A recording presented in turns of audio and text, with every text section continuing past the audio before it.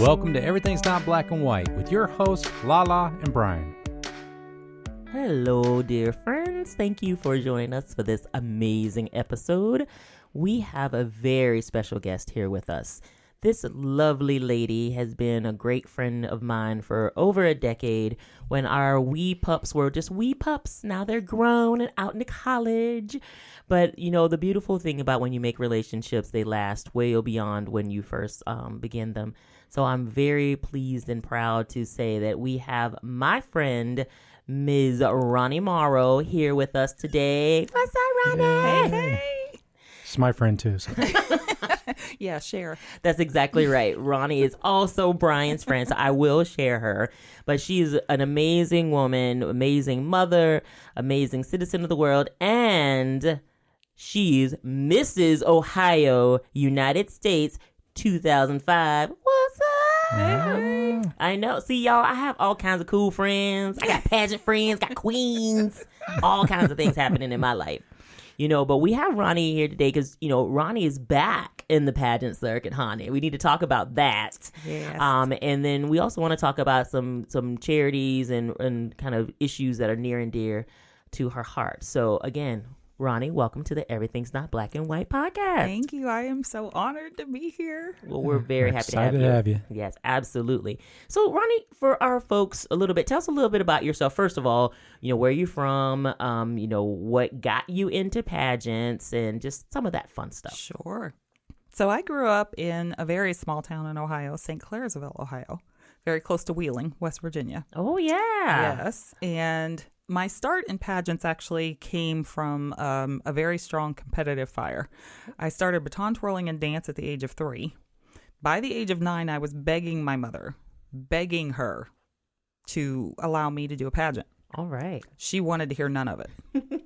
And quite, if I'm honest, the reason was at that time you didn't see many black girls in pageants. Yes. And she did not want my feelings hurt. Yes. But I persisted. Yes. And I begged. Yes. And eventually she allowed me to compete in a very small one. It was in our local mall, as a matter of fact, right? In the center of the mall. And I won. Oh, okay. And she kind of took a step back and said, okay, maybe this isn't so scary, right? But she was not your typical pageant mom. She kept me very grounded. Grades had to be on point. Chores had to be done. And she educated me and kept me very attuned to the fact that I won't always win. And it's not always going to be your day. Be happy for whoever does win. Yes. Right? Just go out and do your best. Yeah. So that's how I got into the game. That's a great mama. Well, some people have some preconceived notions about pageants. What are some misinformed beliefs that people might have about pageants that you've run into? Some of them make me cringe. Yeah. So the toddlers and tiaras thing does nothing for the entire pageant industry, right? Thankfully, they are such a small portion of what quality pageants are all about, right? What got me into the captivating pageant system is the fact that Rick, the director, and the entire team that runs Captivating, they are very service oriented. It's not, first of all, they're very welcoming, right? Their slogan is be you, be different, be captivating. Ooh, And nice. I like that slogan, right? Yes, and they mean it wholeheartedly, right? But what they also strive for is for each contestant at the regional, state level, whatever title you're given, and then also the national queens to truly have a year of service, to pick an organization or a platform, something you truly are passionate about, and make a difference. I think it's important for people to also realize that the ladies, right? Well, for Captivating, it's teens all the way up through Mrs., right? He has Captivating Systems has 4 divisions, but there I want to just give a little insight into the caliber of the women that compete, right? Of course, you have your college students, high school students, college students, right? But we also there are lawyers. This, and I'm just talking Captivating System, right?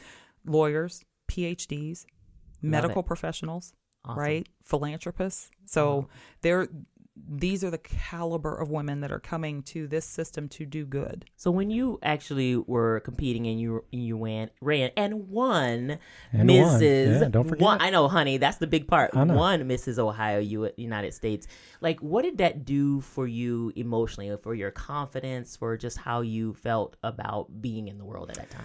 Well, the competitive person in me did backflips, right? Because I competed 3 times over 6 years before I won that title. Oh. So it was truly a passion. Yeah. By the time I finally had that crown placed on my head, right?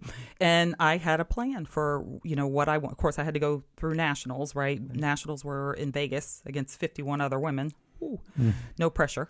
What it did was it definitely instilled in me a sense of you keep fighting, right? If it's something that you want and you truly believe in it, make sure your reasons are solid, right? But you push for it.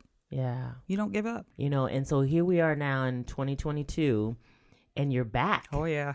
You're back. Don't call it a comeback because you've been here for years. Yeah. Legit, right? Yeah. And so now you're competing in Ms. Ohio in the captivating pageant. So what made you want to come back? Oh, wow. Well, I have been around the captivating system for several years as a spectator. I have a very dear friend who has competed and has since won a national title. Oh, yeah. And similarly, it took her several years, right? But she never gave up and I never let her give up. Yes. Right. So we persevered. And she finally gave up her national title. And I did a lot of soul searching. And quite honestly, there were very few systems that would even remotely pull me out of retirement. Yes. Right. But captivating was definitely one of them. So I thought about it long and hard, talked with my daughter. Yes. And she was a very big push, very big push. So I also have a situation where there's a cause that I'm passionate about. Well, I definitely want to talk a little bit more about your cause, but I want to take a quick commercial break to say you all need to see how beautiful this woman is, both physically, so amazing, attractive, but what's even more beautiful is her heart, her spirit, and her soul. And that is something that is so incredibly magnetic that it just exudes all from around her. So that's one thing. So I was going to tell the listeners, you can hear it in her voice. I hope you can really hear it, but just to see her, she's I need to bottle absolutely that and take devastating. Absolutely bottle that. devastating. Absolutely. Well, technically, it will be bottled on a podcast, you can listen to it anytime That'll you work, want. right? Anytime you want. Anytime I need that little boost. That's right. So you were talking a little bit about a cause that you are very passionate about. Can you tell our listeners a little bit more about that? Yes, ma'am. So an organization that I recently have come into knowledge of, I guess, if you want to call it that, is an organization called One Love. And I totally stumbled on them. I was actually watching the Miss America pageant.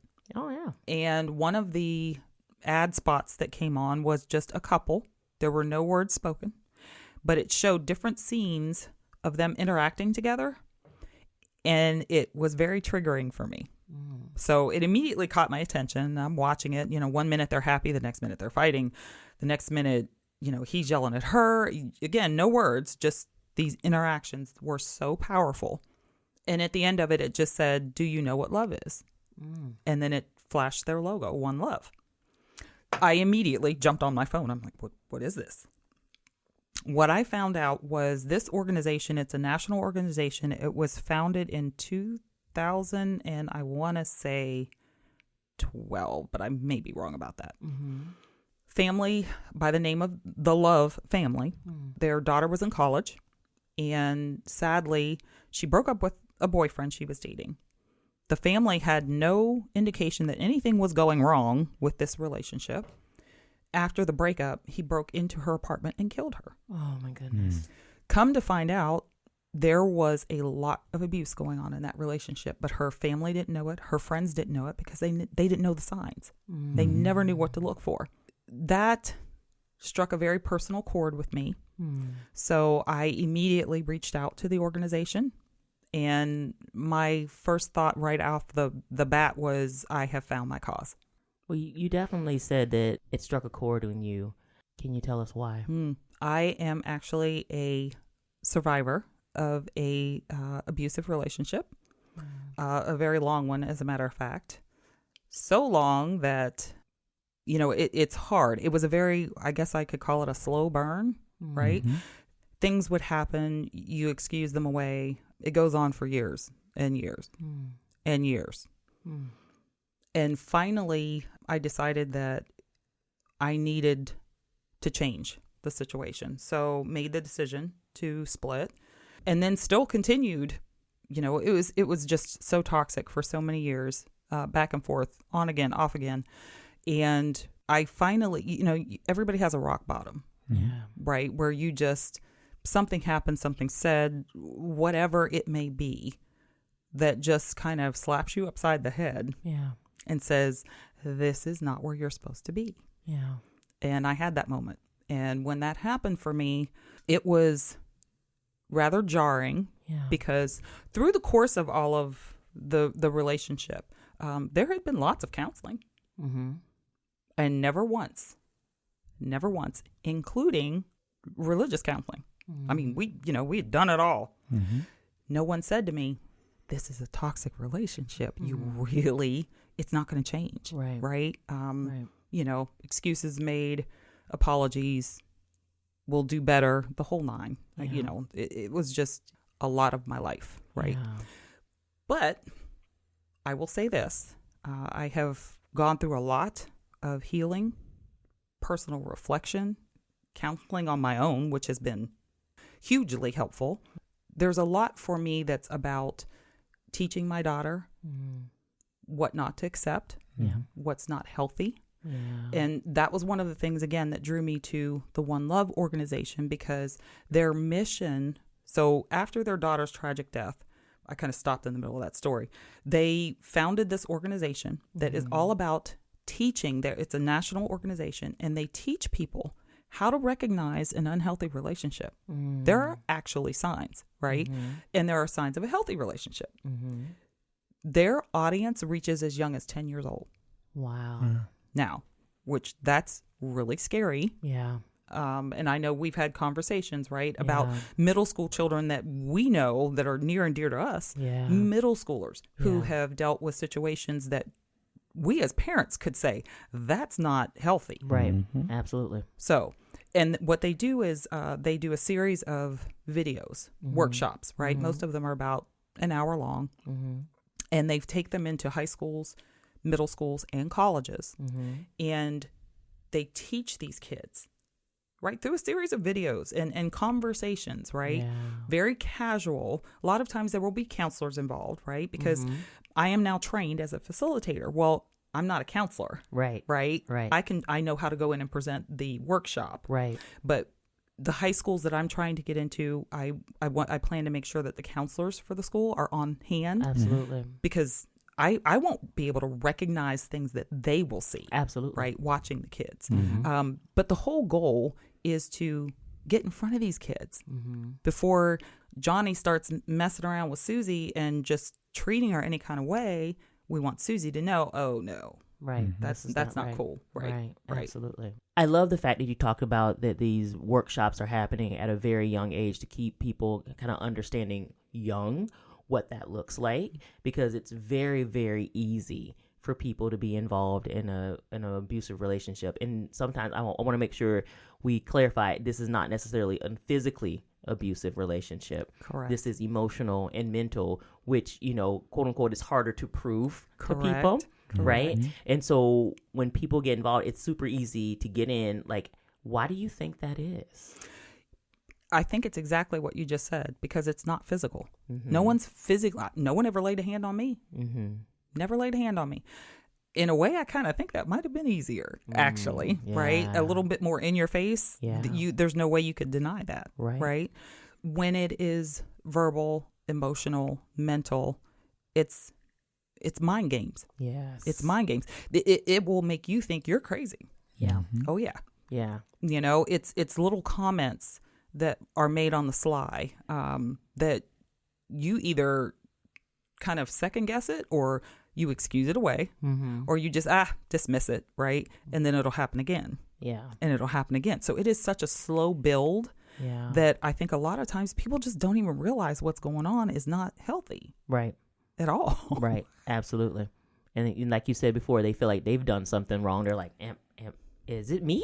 Yeah, that's called gaslighting. Yes. And it is a very real thing. It is a and very you are real not thing. crazy. Yes. Yes. It took a lot of counseling for me to know that. Oh, yeah. Yeah. And in a lot of situations, people oftentimes think, well, why doesn't the victim just leave? What kept you around for so long? Wow, that's a very good question. So for me, it was at that point a commitment. I had built a family. You know, at that point we had our daughter. I was not convinced that I was being abused. I did not know that's what was going on, right? I just thought this was the personality. I just have to deal with it, kind of a thing. I didn't realize, no, these things are just not proper. And quite honestly, what did it for me, it really took a lot of serious lies, a lot of situations going on that just were not cool, to the point where I decided, no, this is just not, I was miserable. I was miserable. And that's no way to live. No. But I still didn't understand why at that point, right? I just knew I was miserable and I wanted out. But and mind you, don't hate him. Don't hate him. You know, we share a daughter. I just, there's a saying that Tupac said that I just love. We may not be friends anymore. I don't want you to starve. I still want you to eat, just not at my table. Hey. There you go. See, that's why I say Pac is the greatest rapper that ever lived. Still relevant. Still 20 relevant years after his to death. today. Exactly. Absolutely. I love it. So I mean him no ill will. Just I needed to move on with my life. Right. Absolutely. Right. And you mentioned, earlier that you did a lot of counseling, to help yourself get into a better place. Like, what are the things that you do to help yourself emotionally heal from this relationship? A lot of journaling. I did a lot of studying, right? Because I needed to understand what all this meant, right? Because it's, like I said, we had been through counseling and it was never mentioned to me. Never did a counselor pull me aside and say, honey, let me tell you what you're dealing with here. Yes. Never, and quite honestly, if I'm honest, in a lot of ways, I feel betrayed by a lot of those therapists because they never said that to me. Yeah. Although I do have to self-reflect and say, would I really have paid attention to that? But if someone had come at me that directly, I would have listened. Yeah. A lot of research, a lot of reading. The counselor I dealt with, she actually thought the pageant was a fantastic idea as a form of therapy for me. Yeah. Right? Because she's like, take the lemons and make lemonade. Yeah. Right? It's that simple, right? Okay, I've gone through this. Like I said, I have no physical scars, not one, right? However, I know I can take the situation that I went through and turn that around and help somebody, which was my daughter's comment to me, right? She says, Mom, you never know who's going to hear you, who's going to see you, who's going to be sitting in an audience. And even if you just jar them to really step back and look at their relationship, it's worth it. Yeah. Absolutely. Well, since you've moved beyond this relationship, how do you feel like your life has changed for the better? Immensely. I can't even express to you how happy, at peace. That's a huge thing. Peace is right. So important. Oh my gosh, it's so underrated. Yes, it right? is. Peace in my household, peace of mind, right? Even just being able to focus and make plans, make goals, right? That all of those things have come from just removing that out of my world. Feel like a big weight off of your shoulders? Yes. Boulders. Yeah, I love the boulders. Yes. So now your arms are free to be able to push somebody else's boulders off their shoulders. Absolutely. So with that being said, like, what kind of advice would you give someone, once they're kind of contemplating and thinking about where their relationship is, what kind of things that they can do to remove themselves from that situation like you did? It's very delicate. I was in a situation, like I said, where there was no physical violence. There are, however, situations where the abuse escalates. Sure. Right? So it may start as emotional and verbal, and then it escalates into physical.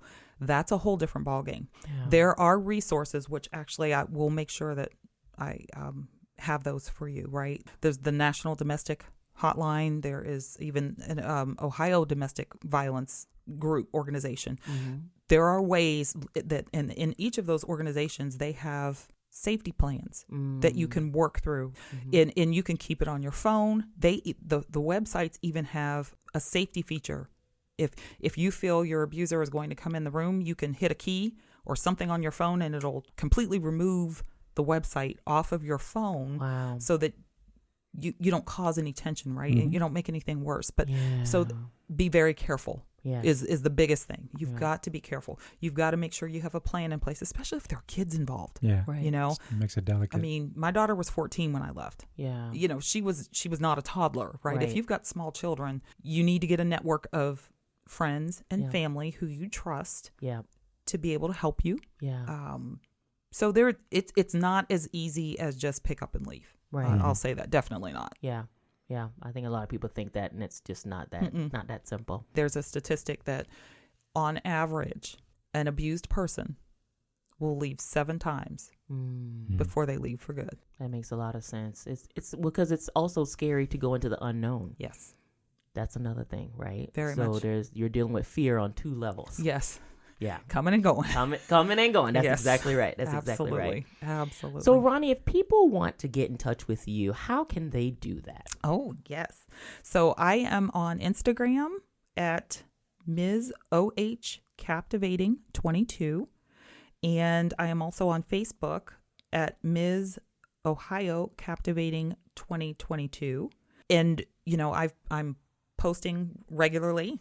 Okay. I'm learning a lot, right? Because I am not the social media Right. diva. So I'm Most learning. of us over the age of 25 are not social media.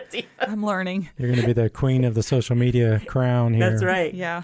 So, but I'm posting, as I get, workshops, booked, and I'm also planning to take workshops into, communities, Awesome. not just for the kids, Yeah. right? Because when you think about it, there are grown folks who don't know how to love each other. Exactly. A whole lot of us, Oh, right? yeah, that's So I'm going to try and get into the schools before school year ends, Yeah. right? But over the summer, I think I'm going to try and get into different community centers and different organizations. Maybe even I would love to even get into churches. Yeah. You know? great. Oh, I think that's really important. Yeah. Yeah, So for I got sure. big plans. And you will succeed at all of them. Absolutely. Because you always do. Winning. Thank you. Always winning. The competitive spirit in you will always win. I know this. I know this for a fact. Yeah, I've been told I don't know the word quit. I like that. Yeah, but that's I a don't good know thing. That makes me love you even more. Yes. And then people also can get connected with the One Love organization as well. Yes. At Join One Love is their Instagram, and joinonelove.org is their website. Tons of information. And I should say anybody who's interested can get trained to be a facilitator.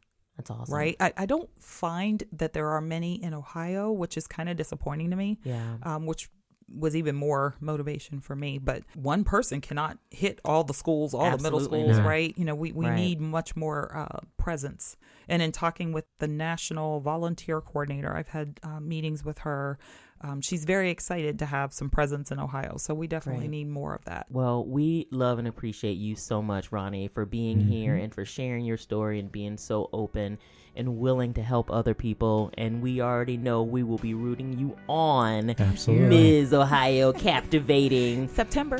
Yes, September. So Labor Day weekend. We will absolutely put that in the liner notes so you all will be able to connect with Roni, connect with One Love, and cheer her on as she goes to win that title. She's not just competing, she gonna win, y'all. Thank I you. promise you, promise you.